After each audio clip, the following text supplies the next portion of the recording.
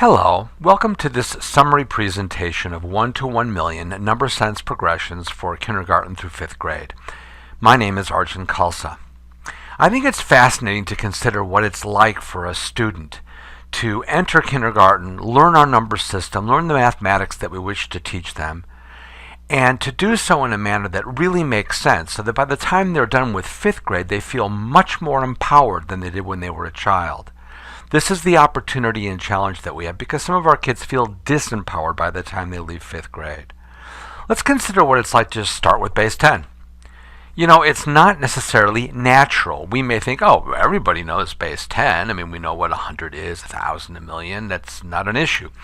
But that's not really the way it is just for every human. For instance, the Mayans didn't use base 10, and they had a very sophisticated system. Instead, the Mayans had a system that was really based on 5 and 20. And we can talk about that sometime, but not right now. But the important thing to say now is that base 10 isn't something you're just born with. You have to learn it. Just like the name for pyramid, as we're looking at right now, or Guatemala, won't just come out of a child's mouth when they're very young. We have to teach them these words. We have to teach them base 10. And what we're doing in the workshop, when people are doing this with me live and in person, is we're starting with an activity where we work in base 4. And we represent a value that's equivalent to 100. And we ask ourselves, what would we call this number? So people work in groups, and you can think about that right now. How would you represent the value for 100 working in base 4? You know, to understand base 4, we realize that these different places have these values. So the 1s go to the far right, and then the 4s and the 16s, etc. And no numeral would be higher than the numeral 3. To represent the value for 100, it would be something like this, and we can see the expanded notation. There are no 1s. We see 1 4, 2 16s, and 164. We add them all up, 64 and 32 and 4, and we get 100. And what would we call this number, this 1210? You could call it a 64, 2 16s, 1 4, and 0 1s. But you wouldn't call it 100. And now we have our eyes opened up. We have to be very thoughtful. We have to plan well when we introduce base 10 to our kids. The good news is that the base 10 system is gorgeous. As you move to the left, you're incrementing by 10. And as you move to the right, you're decrementing by 10. And you have this great way of representing numbers. And all you need are 10 numerals, the 0 and the 1 and the 2, and etc., all the way through 9. Just those 10 numerals. And it works really well. You can represent numbers of all different values, from 1 to 1,000,000 and beyond. Now, as we move on, I want you to know the resources that I've used to put this all together. There are progressions documents that come out of the state of Arizona, and I've taken graphics from 2 of those, and here are the URLs. There are fantastic videos by Graham Fletcher. There's a book that comes out of the Rodell Foundation of Arizona, and you can get it on the web for free as a PDF and grab screenshots, as I have. And then there are math tools from Conceptua Math. And we use some screenshots of those tools. They're free, and they do a really good job of representing these number sense progressions. So when we start in counting and cardinality, what we're doing is we're having students recognize and build quantities so they can look at 5, or they can make 5, or 8, or 6, as the case may be. Once they start associating numbers with this, we're looking at cardinality beyond counting. So instead of just going 1, 2, 3, 4, and 5, we're saying, I know that the final quantity is 5, or 8, or 7. Cardinality. Notice how these representations organize the 5-ness of the numbers and the 10-ness as well. There's also the area of comparing numbers, whether these comparisons involve numerals or not, which has more. And again, by organizing things in sets of 5, we do a favor for our students. Students have to learn to write numbers. This is an activity that's represented where a student might spin a spinner and spin to a certain number and then have like a template to write the numbers on top, because they're making a relationship between those written numerals and the amount that they're counting and the cardinality that they arrive at.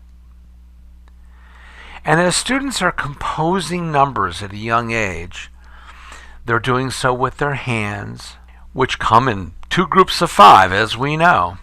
And they're doing so with linking cubes. And they can see the numbers in a manner that we call subitizing, where they're just looking at a quantity. And they might have a perceptual subitizing capability, where they look at this 5, for instance, they just see it. If they look at the 8 and they see it as a collection or an aggregation of the 5 and the 3, we might call that perceptual subitizing. And so we're supporting the perceptual and the conceptual both. We want students to be able to take numbers apart and put them together, and eventually they do so with number bonds, working with numerals only.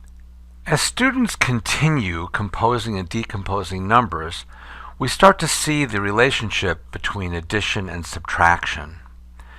That 3 plus 4 is 7, and 7 minus 3 is 4. That 7 is composed of 3 and 4. And as we move into the numbers and operations in base 10 work, when students are young in kindergarten, it's all about 10 units. So they're counting stuff. Look at the basket on the left side. They're counting pasta. They're counting beans. They're counting anything we can have them count. And they're doing a lot of counting. We ask them to group what they count in groups of 10. This is a big deal, that they're organizing their thinking and starting to be able to make those groupings. Because by the time they get to first grade, it's all about the unit called 10. First it's about 10 units, then it's about the unit called 10. And in first grade, one of the great challenges we have is going beyond 10 into numbers like 11 and 12 and 13. Where did those names come from? In fact, number names don't really become normalized until we get to 100, 200, 300, 1,000, 2,000, 3,000. Up until then, there's some fuzzy words. Sure, 14 has the word 4 in it, but 22, where did the twen come from? So we need to be sensitive to the students' requirements to be taught a lot of language acquisition, where we provide a lot of help. And we can start to see the importance of representing numbers with models that clearly demonstrate the 10-ness of things. 43, using representations of these rods, and then 34, using 10 frames. As we're adding within 100, we can see how some of the different strategies come into play. On the left side, the student has added the ones, 10 of the ones, so they can come out with eventually 83. And on the right side, they're counting on. They see 46 at the top, and they move to 56 and 66 and 76, and they count on from there. These are both legitimate strategies, and they both require the ability to think in terms of tens. When we move into grade 2, we need to be fluent within 100, and then we're working with hundreds. And these visual representations become so important, as do the hands-on ones that we're working with. Those base 10 blocks are really, really critical. So when we get to a large number, we can see it as the 5 flats and the 6 rods and the 3 cubes. And then we start to apply that to working with some larger numbers. So we're taking the 400s, and we have to regroup one of those as 10 tens. And we also have to regroup some of our tens to get 10 more ones. And on the right side, we see the green line as we're crossing out 8 of the ones and 7 of the tens and 2 of the hundreds to arrive at our difference. Now in grade 3, we need to be fluent within 1,000. We're working with larger numbers. The same models have to work. The big focus is going to be on multiplication in another strand of our standards. But in base 10, we have to make the continuity work. What we learned in kindergarten and first grade has got to move into these larger numbers in grade 3. And when we consider place value with larger numbers, again, we look at these models and we realize that in grade 4, when we're working with values up to 1,000,000 and we're working with these different notations, the relation to the models means a lot. There's standard notation, there's expanded notation, there's those English language words. And so as we move to other more abstract representations, we can see what it is to have 9 thousands. This is where mastery becomes really important. Looking at these words and knowing what they mean. The good thing is that our number system totally supports it. Because as long as we understand that we're looking at 979,658, we can place them in those place value locations and organize our thinking. This is a more abstract model using disks, which allows us to move into much larger numbers. We couldn't represent them with the proportional models, but we can do so with these colors. And so as we move in addition from the proportional model to the larger numbers, and the same in subtraction from proportional to the larger numbers, we're still using the same base 10 principles. When we move to decimals, again, the visual modeling is so important. Students need to master the double entendre, where what used to be 1,000, that this cube now represents 1. And we can see the tenths, the hundreds, and the thousands within. And so we can do the same kind of place value addition and subtraction with decimals. Number lines are a big deal. We're going to be using them a lot, in part because they're very easy for us to work with to represent numbers. In the workshop, we do a hands-on activity with number lines. I'm going to give you some ideas about what we're looking at. 3 considerations. Look at these number lines. The top one is 0 to 100. The amount of tick marks we have that identify benchmarks are really important, and the way we label them are important as well. So when we're working with kids, we're using the string in front of the room with the clothespins on it. We can start with clothespins at each one of these benchmarks, but then we can remove it so we only have a clothespin at the 50. Likewise, we can also consider what are the numbers at the ends of the number line. The bottom number line moves from 10,000 to 20,000. So by changing how we designate those terminal values, that's a really important thing for children to be paying attention to and calibrating against. And then the third thing is using dots. If we say to children, hey, here's the 4 numbers we're placing on the number line, and these might be these 4 numbers you see below, 10,500 to 19,500, and we say, here are the 4 dots, put each one of these numbers in the right location. You got a string in the front of the room. Now the students have relativism they can look at. What's one compared to another? They can be thinking a lot, and the number line can be very stimulating. And we can apply these same principles to working with decimals, whether it's the decimals between 0 and 1, or remarkably enough, just for fun, the decimals between 0 and 1,000. No, the Common Core doesn't ask us to do that, but I just think it's intriguing to consider how the place value system, our base 10 system, is so extensible. When we move into the area of operations and algebraic thinking, we begin with that same understanding that 7 is made up of the 4s and the 3s, that there's a composition to numbers.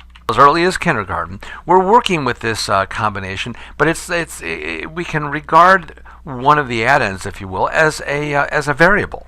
So when we compose and decompose within 10, 6 is 5 and 1, and 7 is 5 and 2, etc. When we compare in a compare problem, we're looking at Julie has 5 and Lucy has 3, and we can see how the modeling, by using this principle of 5ness and 10ness, we can organize our thinking in different ways. These graphics show 3 different ways of looking at the comparison where Julie has 2 more than Lucy. And so when we consider problems we might do with little bears, 3 bears sitting in the forest, 2 join them, how many bears are in the forest now? We know we call this a join problem, and we're going to solve it with addition. It's algebraic thinking. 4 bears are playing in the forest, 2 bears leave, how many bears are in the forest now? We can move to cubes so it's a bit more abstract, and we're going to take 2 of them away. You may wonder, why is this algebraic? Well, because the fact that we use addition or subtraction to solve them is actually an application of a formula to model mathematically. This wonderful cognitively guided instruction chart at the end of the Common Core document is something everyone should be familiar with. It shows the different kinds of problems that students encounter. For instance, if there's 5 apples on the table, 3 are red and the rest are green, that can be seen as an addition problem with a missing addend or a subtraction problem. Students are thinking algebraically. And so again, when we look at some examples, Blair ate 5 red fish and 2 blue fish, we're inviting this creative logical thinking, which can be a missing addend or it can be subtraction, and it's about number sense. This problem, taken from that Math Power book, is exactly representative of one of the problem types we just saw. 9 dinner rolls are on the table, 6 are wheat, the rest are white. So is it a missing addend? Is it subtraction? And if we use the 10 frame, we can see the 9, the 6, and the 3. We see that number family, and we're moving into this thoughtful process of working with the relationship with addition and subtraction. The Arizona documents do a good job of showing us in this CGI map which problem types are appropriate for kindergarten, first, and second grade. They're coded by color. The workshop touches very briefly on pedagogical sequences, where +1 is where it starts in an easy way. 18 plus 1, and look at the different representations. If it's done with 10 frames or linking cubes, if it's done with a number line, how we can use the base 10 system and relate base 10 to operations in algebraic thinking. 18 minus 2, so +1s, +2s, -1s, -2s. Look at that number line. We got close to 20 and then we moved 2 further away. We're helping the student to visualize and conceptualize. Crossing 10 is something that is important from a cognitive science perspective. We do formulate in terms of 10.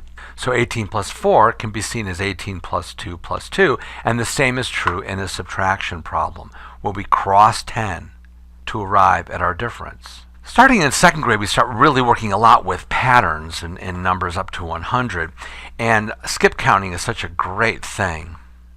3, 6, 9, 12. And again, we start to visualize and see how numbers there's repeated reasoning and an inherent meaning in the numbers.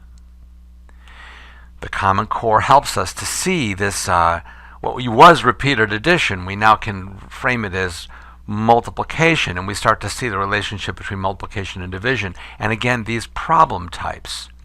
When we look into those problem types and look at some examples, it's fascinating to see what happens. Equal groups, arrays of objects, and compare. That's what we saw in this document. So if we're saying that Josie has 3 toy cars and each has 4 wheels, there's the 3 groups of 4. Or 3 rows of dolls and 4 dolls in each row, you can see the array. Or a balloon costs $3 and 4 balloons and a large balloon costs 4 times as much. You see the relationship. But when you go to division, it's the same thing. If there's 12 toys that are divided equally among 3 brothers, it's 3 groups of 4. If it's 12 apples in 3 rows, it's the 3 by 4 array. And if a red hat costs $12 and the blue one is $3, again, it's that proportional reasoning. So what's intriguing is to see that from a number sense perspective, multiplication and division are so closely and importantly aligned. That's why we don't teach them separately. And that's why when we start in grade 3, we want to make sure that we're attentive to the order that we present things in. Starting with 5s and 10s is a great thing to do because we think that way. 6 times 5 and 30 divided by 6, they make sense. As we move on, these continued representations are important. The array, here's a number line, which uses repeated addition to convey multiplication, 8 5s. And when we look at division, we can see they're the flip side of the same thing. What's the difference between 4 times 9 and 36 divided by 9? They're number families. They're representations of the same fact family. And so when we get to the end of the line in 5th grade, where we're dividing with decimals, this is how we end the workshop. And we look at this problem. How would you represent 8 4/10 divided by 1 4/10? Now we know that we can use an algorithmic approach. We're talking about number sense and how people understand things, how it's sort of in their bloodstream and in the cells of their body. They don't have to write it down, they just see it. How can that work? Well, one way it could work is what we just saw. We could be using a number line, we call these vectors, to see that if you have 4 groups of 1 and 4/10, they're going to add up to 8 and 4/10. And what's really amazing is now division with decimals and multiplication and repeated addition are the same. And frankly, you could say subtraction is as well. You could have 8 and 4/10 and just take away 6, 1 and 4/10 and you get to 0. When you see all these operations together, that's when you see them. When you see all of them, that's when you see them at all. And so if we were to say, gee, this is a way to represent 1.4. We see the 1 and the 4/10. It's a fair representation. There'd be 2 and 8/10. There'd be 4 and 2/10. And now something is occurring because voila, look at that. Yeah, there's the 6 ones on the left, and we've grouped together 10s. So now we have 7, 8 and 4/10. And we can do it this way as well. We can use the open array or area model. In this case, we're looking at the partial quotients, which are also partial products, right? And so we're seeing that 2, 1 and 4/10 is 2.8, and if I have 3 of those, I've got 6, and it all makes sense. And so this is our 1 to 1 million number sense progressions workshop, where from beginning with identifying and counting small numbers, all the way to working with numbers, big words that are up to 1 million, and decimals that are rather complicated. No, it's not complicated because we have this elegant base 10 system that works, and we're thinking algebraically and logically to build connections. The punchline is, do it right starting in kindergarten and do it consistently. Attend to the rigor, the depth and the coherence, and your kids will really excel so that by the time they're done with 5th grade, this is just going to make sense to them. And they will be checking in, not checking out. They'll be elevated. That's what we want. Voila.